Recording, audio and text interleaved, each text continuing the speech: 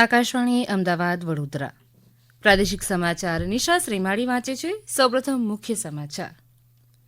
આવતીકાલે 9 રાજ્યો અને 1 કેન્દ્રશાસિત પ્રદેશમાં આવેલી 96 લોકસભા બેઠકો પર ચોથા તબક્કાનું મતદાન થશે. અંબાજીના સફેદ માર્બલને office of the controller general of patterns designs and trademarks દ્વારા જીઆઈ સર્ટિફિકેટ આપવામાં આવ્યું. દાંડીના દરિયામાં આજે નહાવા પડેલા 7 લોકોમાંથી 3ને બચાવી લેવાયા. 4 લોકોની શોધખોળ ચાલુ. હવામાન વિભાગની આગાહીને પગલે સાપુતારામાં બરફના કરા સાથે વરસાદ, તો મહીસાગર, નર્મદા અને દાહોદના કેટલાક વિસ્તારોમાં છૂટોછવાયો વરસાદ થયો. અમદાવાદમાં 19 મેથી 2 જૂન દરમિયાન ક્રિકેટ પ્રીમિયર લીગનું આયોજન કરવામાં આવ્યું છે.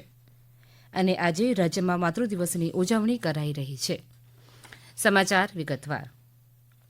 આવતીકાલે 9 રાજ્યો અને 1 કેન્દ્રશાસિત પ્રદેશમાં આવેલી 96 લોકસભા બેઠકો પર ચોથા તબક્કાનું મતદાન થશે. ચૂંટણી પંચે ચોથા તબક્કાના મતદાન માટે તમામ તૈયારીઓ પૂર્ણ કરી લીધી છે.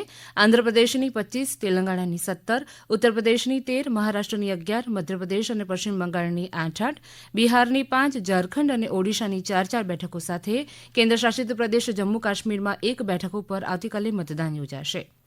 આંધ્રપ્રદેશમાં 175 બેઠકો અને ઓડિશાની 28 વિધાનસભા બેઠકો માટે પણ આવતીકાલે મતદાન થશે. ચૂંટણી પંચે કહ્યું છે કે લોકસભા ચૂંટણીના ચોથા તબક્કા માટે કુલ 1717 ઉમેદવારો મેદાનમાં છે.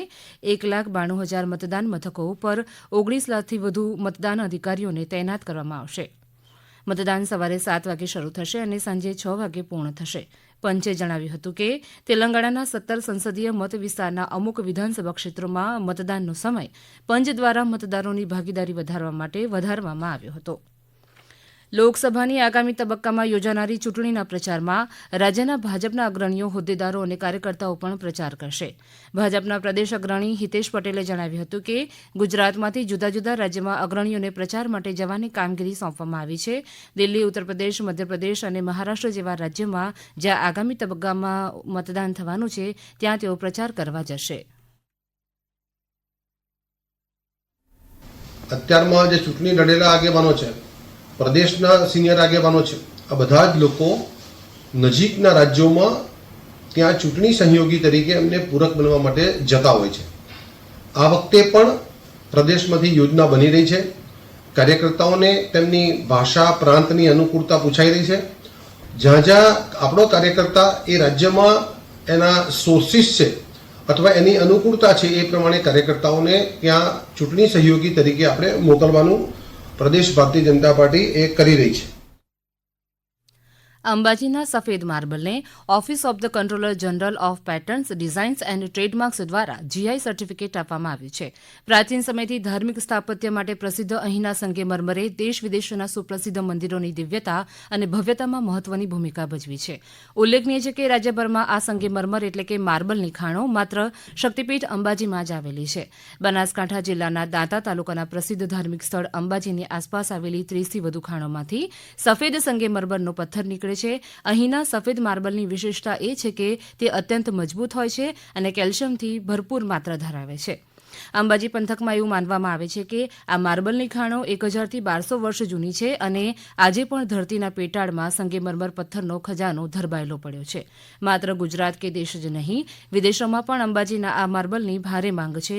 હાલ દિલ્હી ખાતે નિર્માણાધીન અમેરિકન એમ્બેસીમાં સંપૂર્ણપણે અંબાજીના સફેદ માર્બલનો ઉપયોગ કરવામાં આવ્યો છે. નવસારીના દાંડીના દરિયામાં આજે નહાવા પડેલા 7 લોકો ડૂબવા લાગતા તેમાંથી 3ને સ્થાનિક લોકોએ બચાવી લીધા છે, જ્યારે 4 વ્યક્તિઓની શોધખોળ હજુ ચાલી રહી છે. આજે રવિવારની રજા હોવાથી મોટી સંખ્યામાં સહેલાણીઓ દાંડીના દરિયા કિનારે ફરવા આવ્યા હતા. તેમાંથી કેટલાક લોકો દરિયામાં નહાવા પડ્યા હતા, ત્યારે 7 લોકો દરિયામાં ડૂબવા લાગતા કિનારે ઉભેલા લોકોએ બૂમાબૂમ કરતા સ્થાનિક તરવૈયા અને હોમગાર્ડના જવાનોએ 3 લોકોને બચાવી લીધા હતા. અમારા નવસારીના પ્રતિનિધિ અશોક પટેલ જણાવે છે કે આ ઘટનાને પગલે પોલીસે દરિયાકાંઠો ખાલી કરાવી દીધો છે. ફાયર બ્રિગેડ તથા સ્થાનિક તરવૈયાઓએ 4 લોકોની શોધખોળ શરૂ કરી છે. આ સમાચાર આપ આકાશવાણી અમદાવાદ વડોદરા કેન્દ્ર પરથી સાંભળી રહ્યા છો. આ સમાચાર આપ અમારી YouTube channel AIR news Gujarat ઉપર પણ સાંભળી શકશો. વધુ સમાચાર માટે આપ અમારા ટ્વિટર હેન્ડલ AIR_news_ABAAD ને ફોલો કરી શકશો. રાજ્યભરમાં ગઈકાલે મહત્તમ તાપમાન 42 ડિગ્રી સેલ્સિયસથી ઓછું રહ્યું હતું, ત્યારે આજે રાજ્યના કેટલાક વિસ્તારોમાં ભારે ગરમીમાંથી રાહત મળવાના સમાચાર છે. હવામાન વિભાગે આજે દાહોદ, છોટાઉદેપુર, નર્મદા, સુરત, ડાંગ, નવસારી, વલસાડ અને કેન્દ્રશાસિત પ્રદેશ દમણ, દાદરાનગર હવેલી સહિતના જિલ્લાઓમાં છૂટાછવાયા અને હળવા વરસાદની આગાહી વ્યક્ત કરી છે. એક તરફ રાજ્યમાં અતિશય ગરમી પડી રહી છે, તેવામાં હવામાન વિભાગે રાજ્યમાં આગામી 7 દિવસ વરસાદની આગાહી કરી છે. હવામાન વિભાગના જણાવ્યા અનુસાર રાજ્યમાં પવનની ગતિ 40થી 50 કિલોમીટર પ્રતિ કલાકની રહેશે. શનિવારે અમદાવાદમાં 41.6 ડિગ્રી સાથે રાજ્યનું સૌથી ગરમ શહેર રહ્યું હતું, જ્યારે સુરેન્દ્રનગરમાં 41.5, રાજકોટમાં 41.3, ભુજ અને મહુવામાં મહત્તમ તાપમાન 38.4 ડિગ્રી નોંધાયું હતું. હવામાન વિભાગે આજે મધ્ય ગુજરાતના 6 જિલ્લામાં કમોસમી વરસાદની આગાહી કરી છે. વડોદરા, છોટાઉદેપુર, પંચમહાલ, દાહોદ, મહીસાગર અને નર્મદામાં છૂટાછવાયા વરસાદનું અનુમાન છે. હવામાન વિભાગે આજે દક્ષિણ ગુજરાતના 5 જિલ્લામાં માવઠાની આશંકા વ્યક્ત કરી છે. સુરત, તાપી, નવસારી, ડાંગ અને વલસાડમાં કમોસમી વરસાદની આગાહી કરવામાં આવી છે. આ ઉપરાંત સંઘ પ્રદેશ દમણ અને દાદરાનગર હવેલીમાં પણ કમોસમી વરસાદનું અનુમાન છે. દરમિયાન ડાંગ જિલ્લાના ગિરિમથક સાપુતારા સહિત શ્રામગહન પંથકના ગામડાઓમાં બપોરે વાદળછાયું વાતાવરણ સર્જાયું હતું, જેના કારણે વાતાવરણમાં શીતલહેર વ્યાપી હતી. જ્યારે ગિરિમથક સાપુતારામાં બરફના કરા પડ્યા હતા. કમોસમી વરસાદને કારણે માર્ગો પાણીથી ભીના થઈ ગયા હતા. મહીસાગર જિલ્લામાં આજે સાંજે વાતાવરણમાં એકાએક પલટો આવ્યો છે. ભારે ગરમી બાદ વાદળછાયા વાતાવરણમાંથી લોકોને ગરમીમાંથી રાહત મળી છે. જિલ્લાના લુણાવાડા, બાલાસિનોર તેમજ વીરપુર વિસ્તારમાં વાદળછાયું વાતાવરણ જોવા મળી રહ્યું છે, તો દાહોદ અને નર્મદા જિલ્લાના કેટલાક વિસ્તારોમાં પણ છૂટોછવાયો વરસાદ થયો હતો. અમદાવાદમાં 19 મી થી 2 જૂન દરમિયાન ક્રિકેટ પ્રીમિયર લીગનું આયોજન કરવામાં આવ્યું છે. ગુજરાત ક્રિકેટ એસોસિએશનના સહયોગથી ગુજરાતમાં સ્થાનિક ક્રિકેટ પ્રતિભાને પ્રોત્સાહન આપવા માટે ચિરીપાલ ફાઉન્ડેશનના ઉપક્રમે પ્રથમ ક્રિકેટ પ્રીમિયર લીગ 2024નું આયોજન કરવામાં આવ્યું છે, જેમાં 6 ટીમો ભાગ લેશે.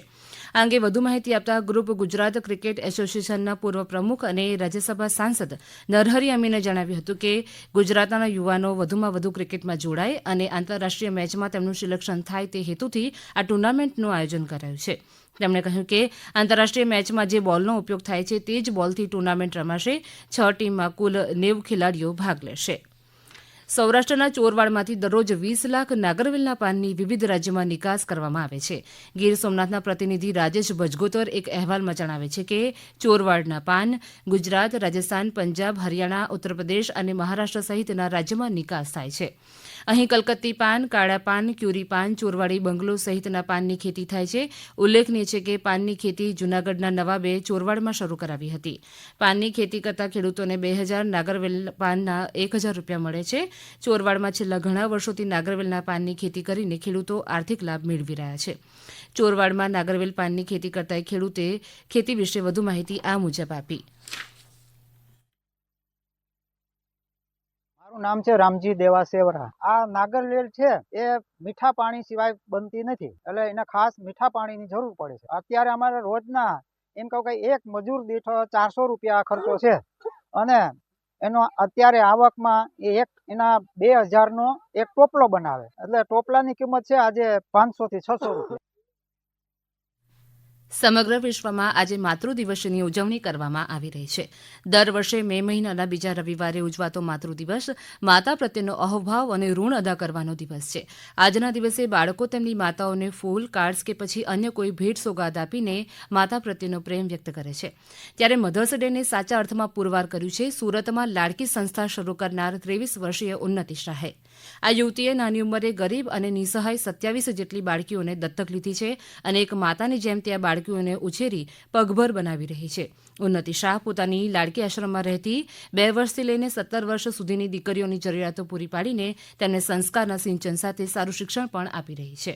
આજે પંચમહાલના ગોધરામાં આવેલા એલોહિમ મેથોડિસ્ટ ચર્ચમાં ખ્રિસ્તી સમાજ દ્વારા માતૃ દિવસની ઉજવણીના ભાગરૂપે પોતાની માતાઓને ગુલાબનું ફૂલ આપી તેમનું સન્માન કરવામાં આવ્યું હતું. ઉલ્લેખનીય છે કે માતૃ દિવસ સૌપ્રથમ વર્ષ 1908માં અમેરિકામાં ઉજવવામાં આવ્યો હતો.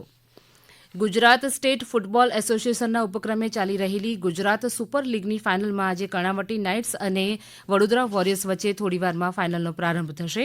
અમદાવાદના એકા અરેના સ્ટેડિયમ ખાતે રમાઈ રહેલી આ મેચમાં મુખ્યમંત્રી ભૂપેન્દ્ર પટેલ, મિઝોરમના રમતગમત મંત્રી લાલન હિંગલોવા સહિતના મહાનુભાવો ઉપસ્થિત રહેશે. બંને ટીમો વચ્ચે શુક્રવારે રમાયેલી લીગ મેચ 1-1થી ડ્રો થઈ હતી. કર્ણાવટી નાઇટ્સ લીગ મેચોના અંતે 11 પોઈન્ટ્સ સાથે પ્રથમ ક્રમાંક પર રહી હતી. અંતમાં મુખ્ય સમાચાર ફરી એકવાર. આવતીકાલે 9 રાજ્યો અને 1 કેન્દ્રશાસિત પ્રદેશમાં આવેલી 96 લોકસભા બેઠકો પર ચોથા તબક્કાનું મતદાન થશે.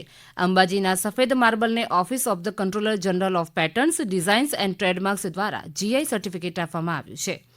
દાંડીના દરિયામાં આજે નાહવા પડેલા 7 લોકોમાંથી 3ને બચાવી લેવાયા, 4 લોકોની શોધખોળ ચાલુ. હવામાન વિભાગની આગાહીને પગલે સાપુતારામાં બરફના કરા સાથે વરસાદ, તો મહીસાગર, નર્મદા અને દાહોદના કેટલાક વિસ્તારોમાં છૂટોછવાયો વરસાદ થયો. અમદાવાદમાં 19 મેથી 2 જૂન દરમિયાન ક્રિકેટ પ્રીમિયર લીગનું આયોજન કરવામાં આવ્યું છે અને આજે રાજ્યમાં માતૃદિવસની ઉજવણી કરાઈ રહી છે. આકાશવાણીના અમદાવાદ વડોદરા કેન્દ્ર પરથી પ્રાદેશિક સમાચાર પૂરા થયા.